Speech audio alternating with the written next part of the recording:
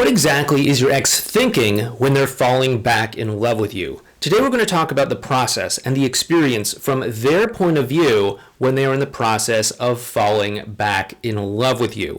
We're going to talk about this, and we're also going to give you some tools and strategies to help you understand them and to create greater connection between the two of you. Let's go ahead and get into it. Hey there, it's Clay with modernlove.life. Today we are of course talking about what your ex experiences as they're falling back in love with you. So let's go ahead and jump right into it. The first thing that they could be experiencing is just an overall sense of disbelief. Sure, they're probably enjoying the experiences that you're having, the connection that you're having, the two of you are coming together, the emotional bonding that could be happening, the intimacy that could be happening. This could be a very positive thing that they might be experiencing as the two of you are coming back together again. Of course, we'll get to how to make all that happen in a bit, but they're probably going to feel very good and very positive about this during this experience. However, it's not just going to be all rainbows and butterflies and unicorn farts and all that sort of stuff, right? Because the two of you obviously have your history, you have reasons why you're not together, you have your challenges and struggles and all of that. And so there's going to be this sort of doubt in the back of their mind that says, hey, like this is all great, but what if things get bad again?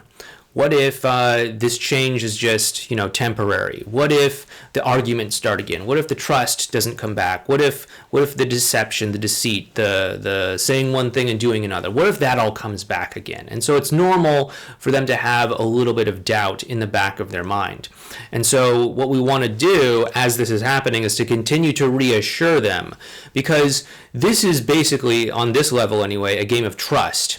They need to trust that they're going to be able to get a consistent, new, and improved experience from interacting with us. And of course, trust is built through consistency. I mean, sure, you can break it in an instant, obviously, but it takes some time to build up. So you're going to have to be willing to invest in, multiple interactions to build up a consistent trend. How many? That depends on them. That depends on how bad your breakup was, why it didn't work out, how hard or easy it is for them to trust, all of these sorts of factors that, obviously we can't really get into here.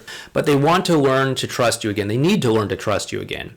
At the same time, too, there's also going to be another doubt in the back of their mind as well, too, which is that, like, hey, what are people going to think, right? Okay, so maybe I enjoy connecting with you. Maybe we're getting along better than we ever have before. And at the same time, I'm also worried that things might go back to what they were like when things were bad. I'm worried that the problems could come back. And at the same time, what are people going to think, It was tough telling my friends and family and coworkers and everyone that I know that we broke up. It is kind of embarrassing maybe to go through certain holidays or birthdays, and there's usually a table a chair at the family table that you sit at, and here I am sitting alone, and there's like an empty seat there or something, and you're just like, yeah, so-and-so and I aren't together anymore. So, I'm doing the birthday this year, the holiday this year, Easter or whatever, all alone. Like, that can be tough. It can. And if someone's going to get back together with you and really feel good about it, they're going to need to know that they can take this chance by telling their friends and family and coworkers and all these other people in their lives that the two of you are back together again. They don't want to be embarrassed by saying, like, yeah, we're back together again. Then, next day the two of you have a huge fight and you're broken up. Oops. They don't want that.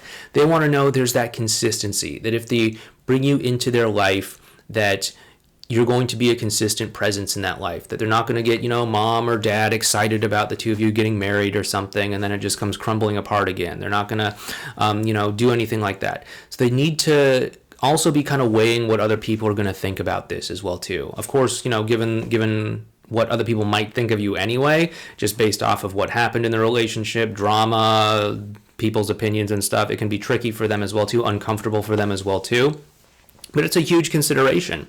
And of course, there's another big thing as well, too, that they're going to be weighing in this process as well, too. But before we get into that, please make sure if you like this video to hit that thumbs up button for the YouTube algorithm, as well as also subscribing to this YouTube channel if you're not already. Make sure you hit that bell icon next to the subscribe button as well, too, so that you can get notified the next time we go live and we can start to maybe interact a little bit in the live stream chat.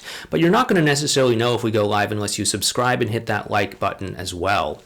But the big thing that is going to be going on in their mind as they're feeling this pull towards you, towards all of the positive things that the two of you could be experiencing, and all of these hesitations and reservations about what if things get bad again, or what are people going to think? They're going to be thinking, this is really tough. This might be easier if this wasn't just such a complicated dilemma. Maybe it's just in my mind. Maybe I'm working myself up over nothing. This would just be a lot easier if they just didn't even want to be with me. And so they might try to discourage you. They might try to even sabotage things between the two of you. They might try to create drama where maybe it doesn't need to be, because if you give up soon, if they say, hey, you should date someone else, and you say, yeah, sure, I should. If they say, you deserve better than me, and they say, you're right, I do, then they're off the hook. They don't have to have the uncomfortable conversations. They don't have to make the hard choices. That's why a lot of this stuff, like playing hard to get in some of the later stages, is not what you want to do. It's the exact opposite of what you want to do.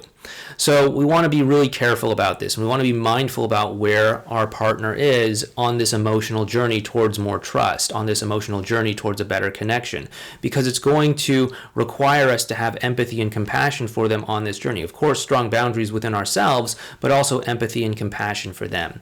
And if you really want to understand specifically what's going on with them and how to respond as these challenges come up, what I'd really like you to do next is to check out this video series right over here on what we call the 5 stages of getting back together. This will outline your ex's emotional world, what they're going through, and more importantly, what you can expect next from them. Go ahead and check it out right there. Anyway, thanks so much for watching this video. Take care, and I'll see you on the other side.